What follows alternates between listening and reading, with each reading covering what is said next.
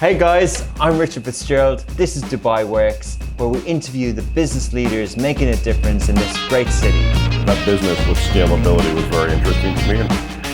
I like building something that has legacy.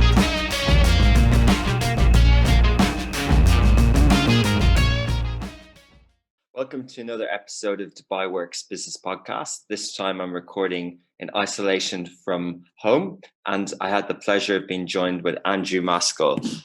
So Andrew is the CEO of Aya Media and Middle East Youth Media. And today on the show, we discussed Aya, their first episode, their first series, their first program, As You Are, and how has that developed from a YouTube series into a streaming business and a different platform as well. We discussed everything from influencers to media trends across the region, different talent management things, different trends. And Andrew has over 30 years experience in the TV and production space. So I hope you enjoyed the episode and do follow and subscribe on all the different audio platforms. And to see this in full, if you're not watching the video, it's on smashy.tv or all the at Smashy TV YouTube social media platforms. Good morning, Richard.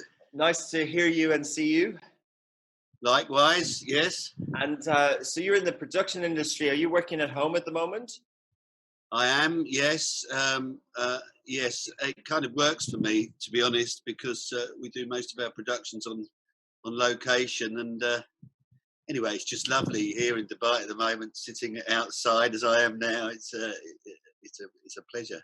Yeah, it really is the best time of the year in many ways. It's beautiful weather and nice, fresh start, positive start to the year for everyone.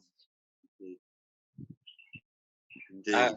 Yeah, exactly. So just we'll go into your company, but can you talk a little bit about the pandemic? Has that affected your industry? And, you know, we hear lots of discussion around productions and things needing to adjust and maybe a shift to animation and things like that. How have you found it? Well, it has. It was the cause of a major shift in our strategy, actually, because we started off and still are our commercial models based on advertising or branded content, and because a lot of the budgets were getting frozen, we made a decision to go towards streaming platforms, which, on the contrary, was actually starting to spend more, because obviously home entertainment's actually on the up at the moment. So we literally shifted our commercial model. And your business planning and your strategy towards streaming. Interesting. So can you talk about Aya? Is that the company that you're talking about, and when that started and what you do? Yes, Aya stands for As You Are. It's because we're making what we call relatable content. The company is Aya Media LLC. That is one company. The holding company is called Middle East Youth Media. You know, I represent a number of shareholders, and we have a vision to make youth content in Arabic, premium youth content. Yes, that's the idea. Okay, interesting. And a holding company in terms of a structure, or do you have different production pieces? You know, what sort of offering do you provide to clients and audience? Yes, indeed, it's a holding company in terms of a structure, and the idea is that Aya Media, it will be the first of them. And this is one targeting young females, Gen Z, and then we'll do a second and a third targeting, gamers, for example, or football fans, all around this idea of relatable youth content. Interesting. I had a look at the Aya YouTube channel, and kind of very impactful, very entertaining in terms of youthful presenters. You can see that it's very social in its nature, and obviously that's by design. Is that a show that you've just launched? Is there are you solely dedicated on YouTube? What's the plans for this series? Okay, yeah, absolutely. So, YouTube is the main platform, as you say, for the series. But we obviously have a network approach on Instagram and increasingly on TikTok as well. But as I touched on earlier, we decided to hibernate the YouTube channel in the second half of last year because of the pandemic, and made a decision to produce a television series. It doesn't carry the name Aya. It's actually called Zeros La Heroes, which is a kind of mashup of English and Arabic. Season 1. And so zeros, not heroes. So more focusing on the zero part. Is that right?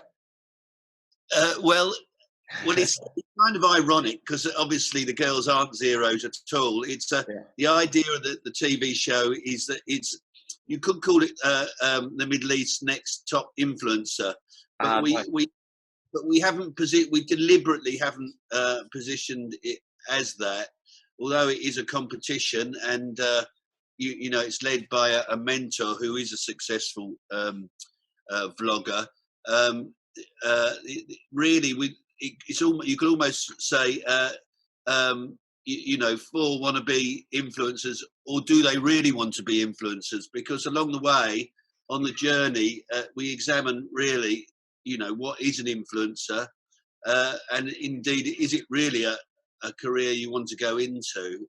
So we've deliberately done it on the level because I believe, you know, the whole philosophy of our company, as you are, is to be you know, responsible. I think, as you know, social media can be very damaging to young people.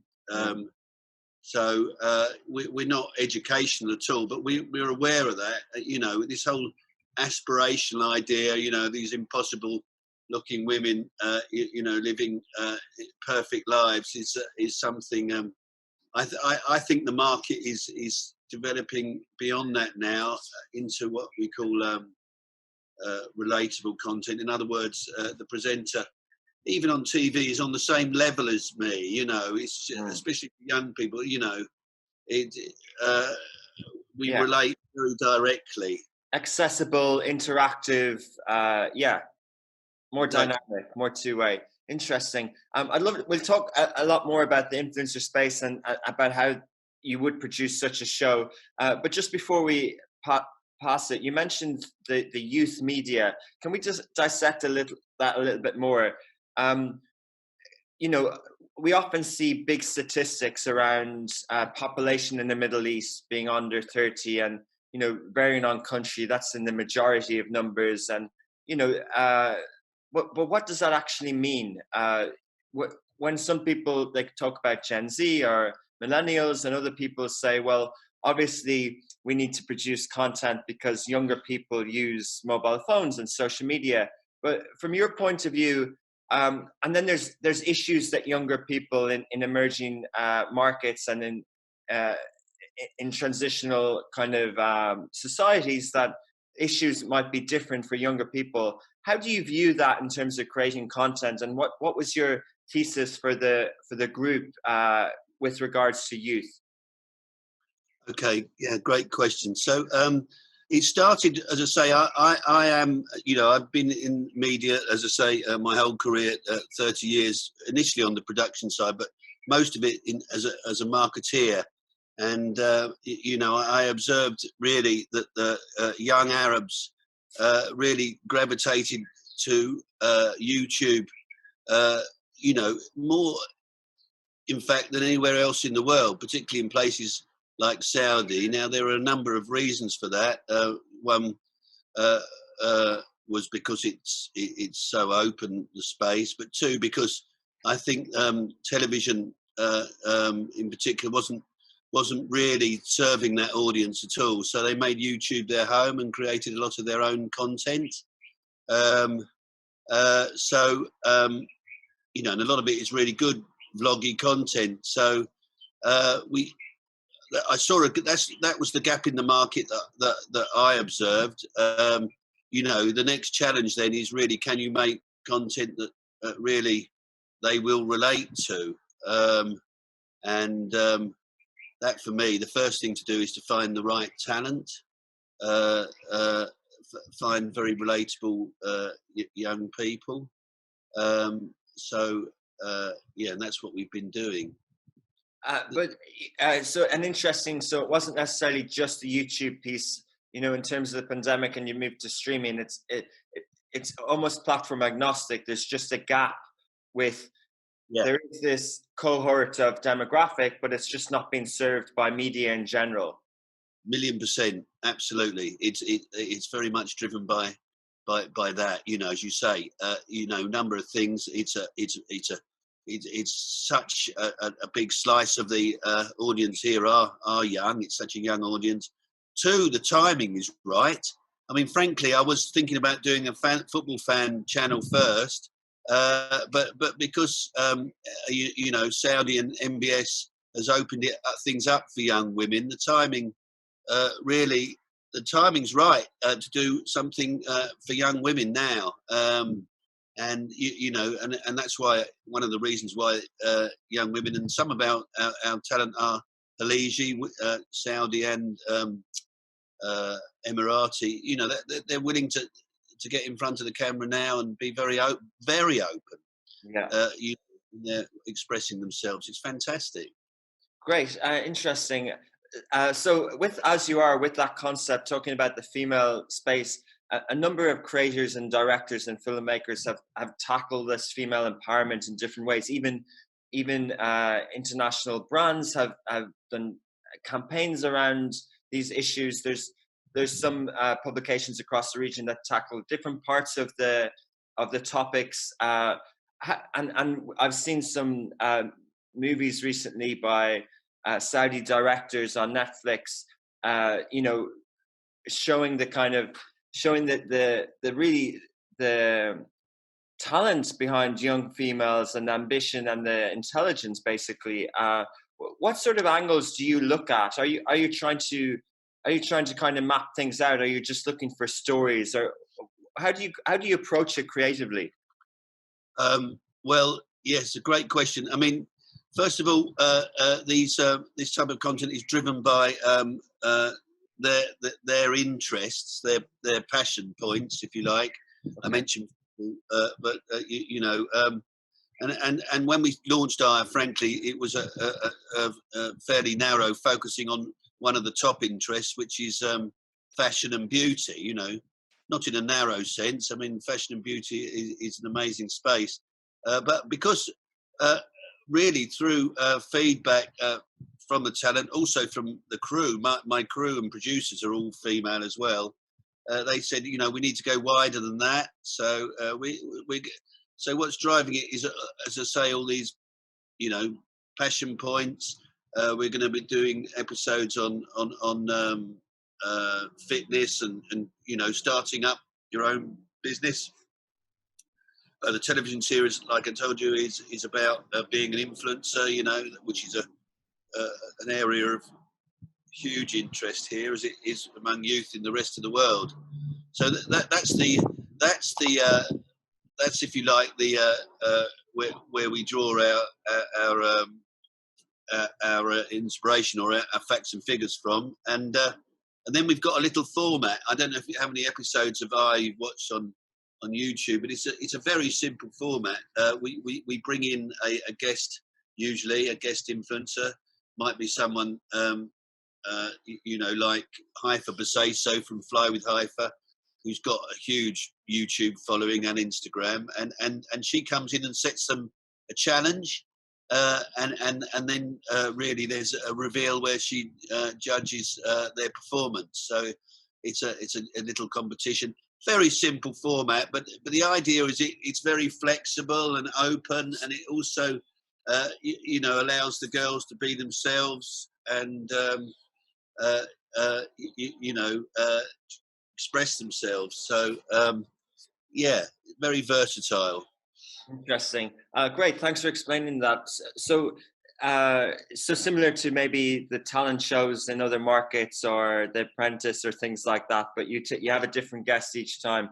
And Andrew, in terms of you know conventions, like is this really non-scripted? Are you sort of letting them be themselves and off-script sort of how they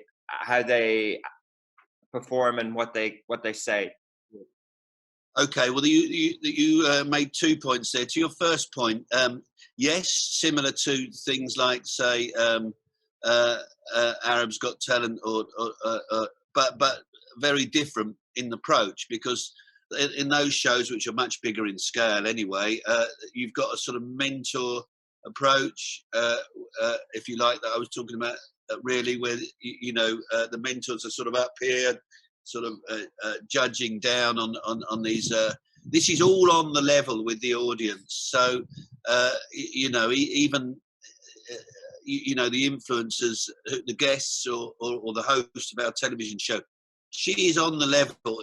She might be called a guide rather than a mentor.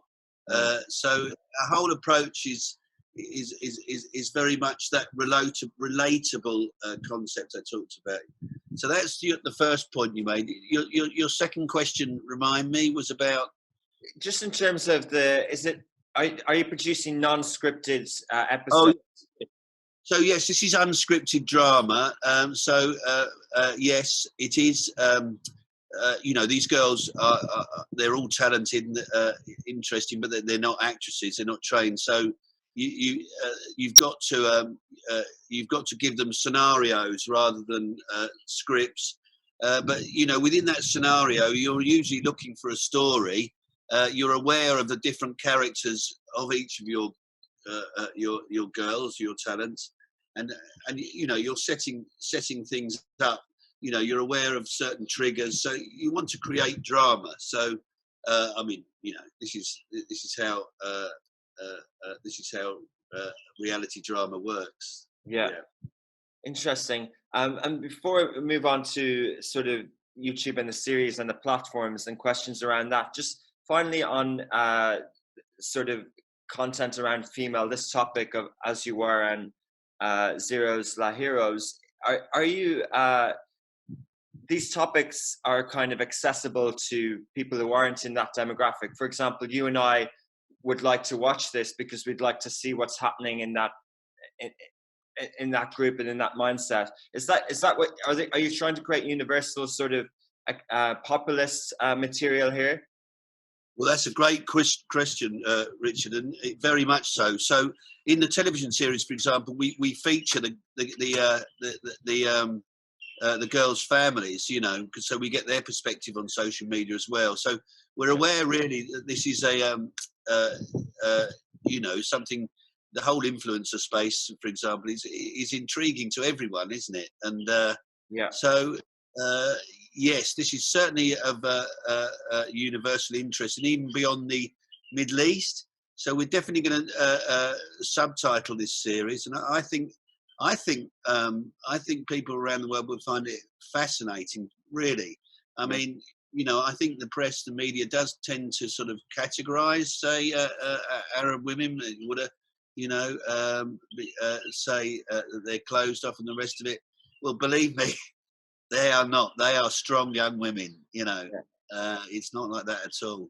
Yeah, it's fascinating, isn't it? Really, working in this industry in the Middle East, when what you see day to day is, isn't the themes and the general perception that the world, the image that's portrayed. And it's just going to be so fascinating almost watching people discover the many talents and this generation as they kind of emerge.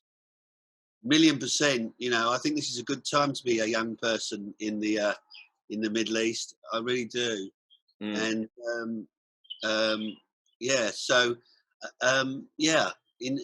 I think, as you say, the West has got a perception that isn't necessarily true.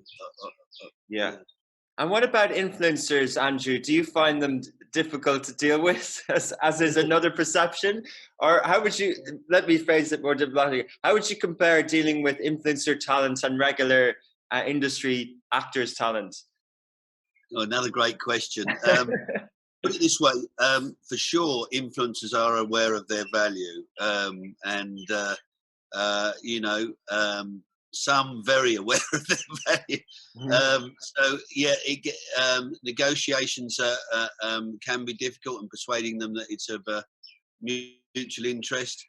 I think again, you know, talent, they're all individual people, so you can't generalize. But yeah, certainly it's an area where I find one of the most difficult areas for me, and one where I'm actually bringing in a production manager who's more sort of expert, you know, on you know, on making it work for the influence as well. I mean that in a two-way, because we've got to give them value and build their careers as well. So what I've been talking about is when we're dealing with the big influencers, the guests, you know, the girls themselves, you know, who are what you might call micro influencers. The girls, our main presenters, they range between less than 1,000 and over 100,000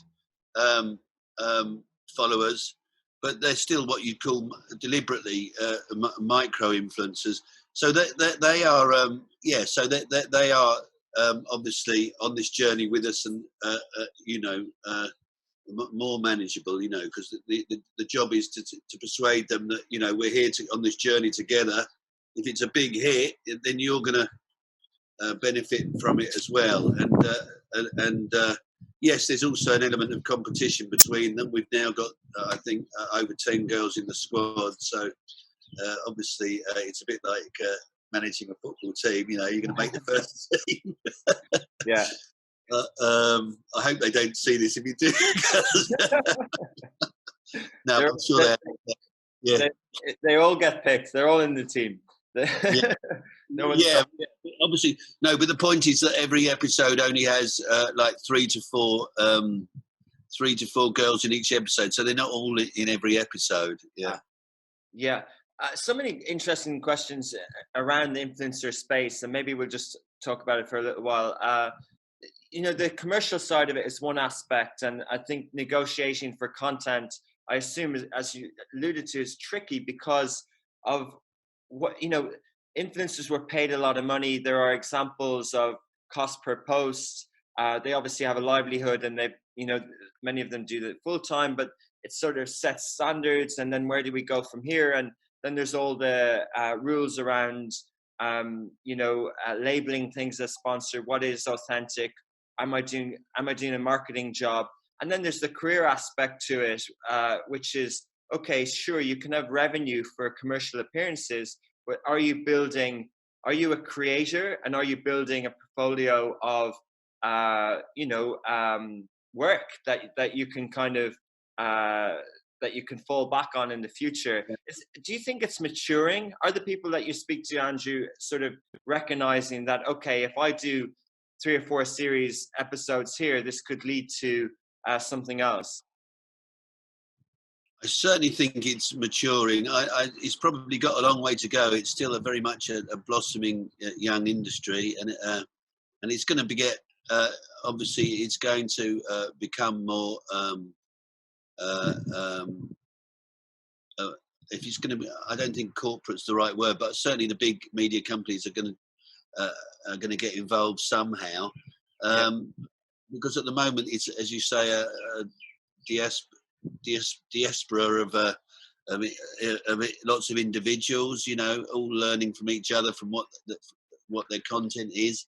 But some of them, the top ones, are very savvy, very hardworking. You know, if I take, you know, Haifa, per se, so, you know, I don't know if you've seen Fly with Haifa. I mean, she's super talented, but she works very hard. and she's always learning from what she does and making mistakes as well. I mean, she gets trolled and bullied on there, and and she's very open. You see her breaking down in tears sometimes at the treatment she's getting. It's very relatable. So the answer is she's building a series. She's focused on an area. It's a travel vlog, and she's building a whole series out of that. She's also doing side businesses like I think she's launched a jewelry and a fashion range. So an example of someone who's turning a vlog into a growing business. Brand in the business. Yeah, it's fascinating when we see sort of the different aspects to your individual. You are the brand, but then you have many facets to that. So appearance fees, content, your own brands, your own profiles, and then products that you can launch. Really interesting space. Yeah. Do you think that young people, when they say they want to be an influencer, is it that they want to be independent, that they like having the attention, more followers than their friends, or that they want to be famous? Like, how would you describe that? Like, when we were younger, you'd ask a classroom of 30 people and they'd say, I want to be an astronaut. Or maybe 20 years ago or 15 years ago, people say, I want to work for Google. Now it's, I want to be an influencer. But what do they actually mean by that? Yeah, good. Well, I mean, again, defining Gen Z, this is a generation that has never been without social media.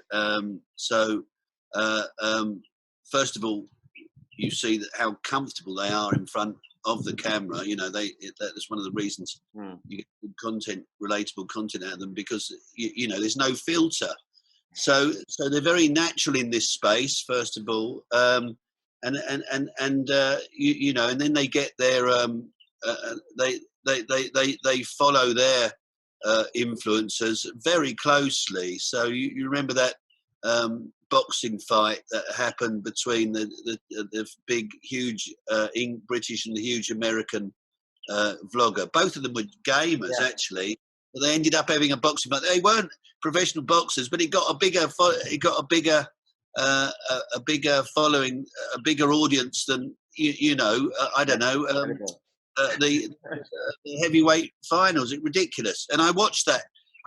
With my son is 21 and a group of his friends, and they were rooting for those guys like they were their mates. Wow. Not they didn't care that they weren't particularly good boxers. They just wanted them to, because that's my guy and that's my guy. So what I'm leading to is that they identify so closely with those guys. They think it's very natural if I want to be one myself. So I don't think it's just a matter of getting a number of followers, although they probably are competitive on that. But I don't think that's the main reason to be famous for its own sake. I think they see it as a viable career. They see that people are making money. It's something they enjoy, where you can express yourself, be creative. I mean, content creation, as you said, is a lot more interesting perhaps than just being just being an influencer on its own. If you're actually producing some imaginative content around an area which you're passionate about. One of our girls, Marwa, the Emirati girl, amazing young lady. She's an endurance horse rider. So she's she does a lot of vlogging around content around that. Brilliant. Amazing. Interesting. Andrew, what about TikTok houses? They seem to have sprung up in the US, where a number of teens jump into a house together and then they brand it and they do all sorts. Is that something that you might have considered for, say, the group of the As You Are group, or and do you think there's some cultural connotations that people mightn't necessarily leave their homes and live somewhere else in this region, or why haven't we seen more of those in the region? Cool. It's not. I don't know much about these TikTok houses, I must admit.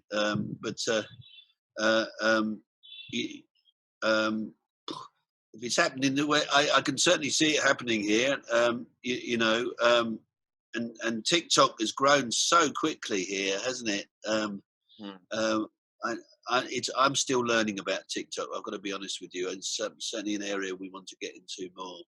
Interesting. But working with content and working with creators is what you're doing. And when you sort of the streaming trends that we've seen grow over the last few years, and particularly last year, obviously it's moving very fast. What were some of the platform decisions that you made last year? And can you tell us from a inside in the industry point of view, how would one go about approaching streaming platforms with a series? And what have you experienced?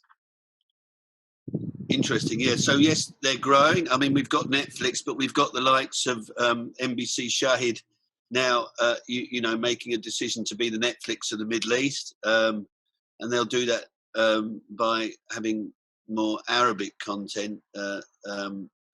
So that they will be looking to originate more Arabic content for the platform itself.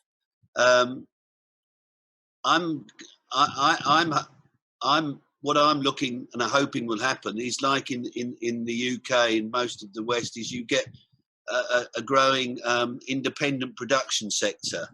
I mean, historically, really, most production has been done by the big television companies in-house.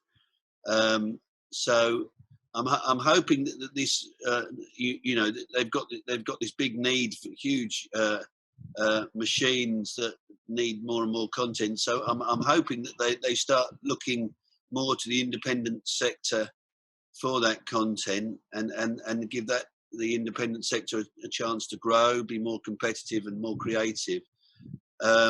With regard to approaching them, yes, I mean, the traditional way is you go in with a presentation and look to get a commission.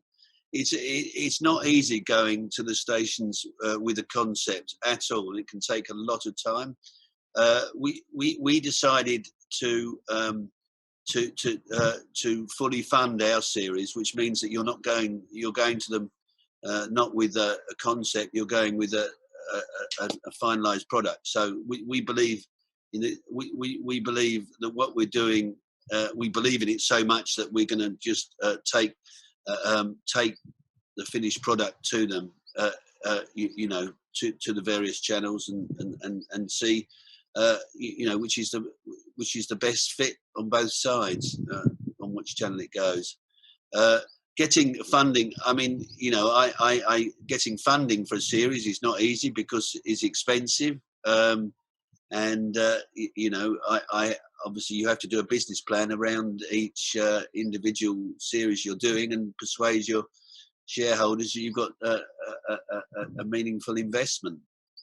Interesting. Yeah. Okay. So has it changed in terms of, provided that a Shahid or a Stars Play or a Netflix, provided that they've allocated budget to production, are they funding you in the same way that in the past, if you had a production for a TV show, are you being remunerated in the same way, or has the business model changed?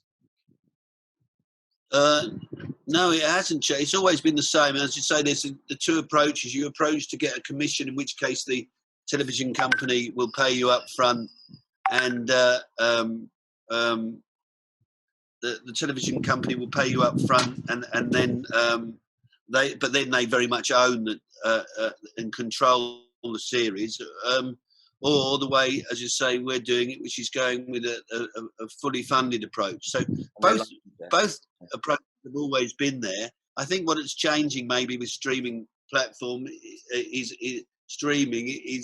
that now the companies are actually originating stuff for streaming. So in the past, NBC, for example, it was catch-up TV, isn't it? But now you see Netflix originals or Shahid originals that OSN as well. They're actually doing stuff for digital first. So it's an exciting time. Okay, interesting. Cool. Yeah, I think with music, there's a variable fee. An artist might get paid or a rev share, but with streaming, it seems to be, as you mentioned, if they have the budgets, it was passed on from a production point of view.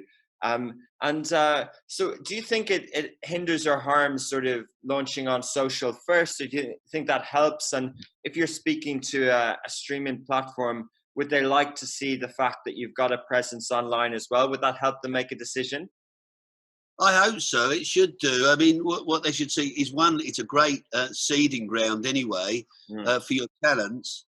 Because don't forget, again, the talent side here, particularly say among Alesi women, it's very small and developing. So a great place to develop the talent on YouTube, and then take it over, the best of them over to television streaming. Secondly, as a production, you learn as well in your productions with your producers and directors, learn what works and what doesn't for that particular series. So by the time it gets to television, you've really finessed the thing. And then, as you say, you should, that whole 360 approach, that when you actually finally go to air on TV, that you're still the whole thing's still alive 24/7 online as well, on social. So I think it works in every respect, because that's the way the audience behave. Interesting. And Andrew, from a format point of view, a number of episodes and things like that, what's changing? Traditionally in the Middle East, a lot of the shows on Netflix are on Shahid VIP, are 30 episodes because of the Ramadan sort of nightly episode series. But in other parts of the world, we saw, interestingly, the creator of the Queen's Gambit deciding that 6-7 episodes is a nice number. It's better to do it as a binge series like that than squeeze it into a feature-length movie.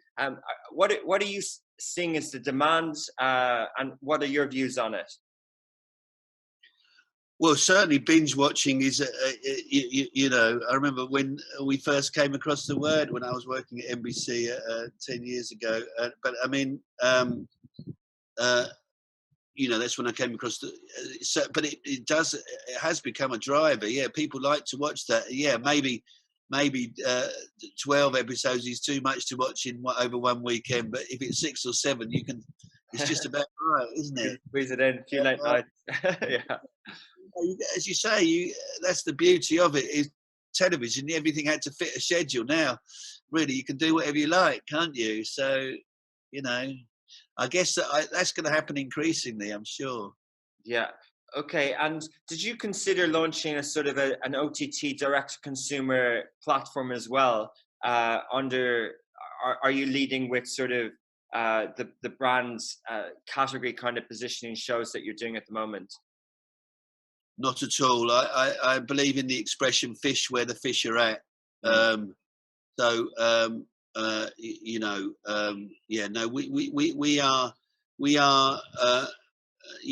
We're focusing on the content and the talent side of things, creating great content, and then it can find its right home. Interesting. Okay. Fair enough. And so just generally, what are you looking forward to this year in terms of trends? Like, there's a lot of things happening in streaming. There's a lot of things happening on video. We see all these new apps like Cameo. There's OnlyFans, which is getting big in the UK. What do you see for the year ahead on streaming? Interesting. Yeah. So, I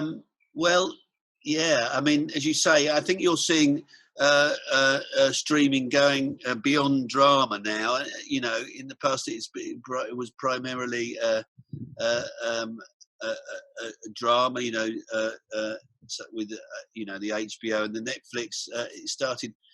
I think you're going to get more reality drama on there, more sports, and I think I think that's what's going to change, really. I just think what's happened really is that it's becoming our it's becoming our home channel now, isn't it? We always used to start obviously with our free-to-air channels as our home, and then we go off to these other channels.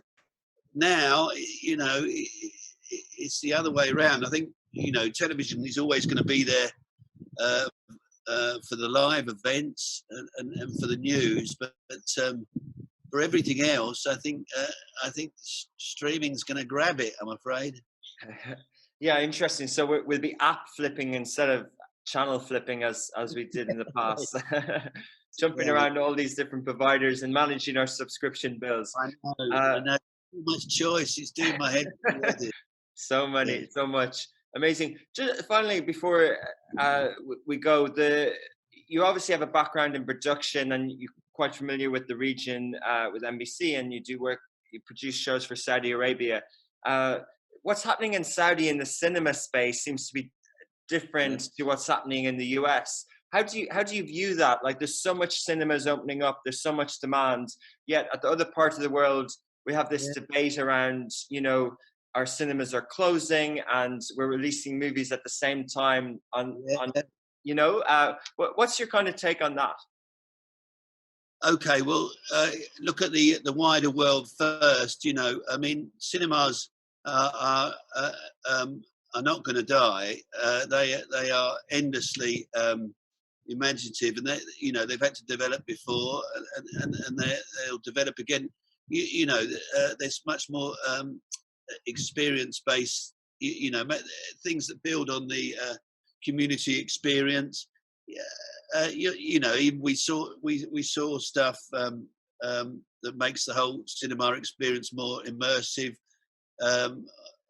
Obviously, 3D is going to get better and better, and so on and so forth. But even things like secret cinema and things, about secret cinema and things here.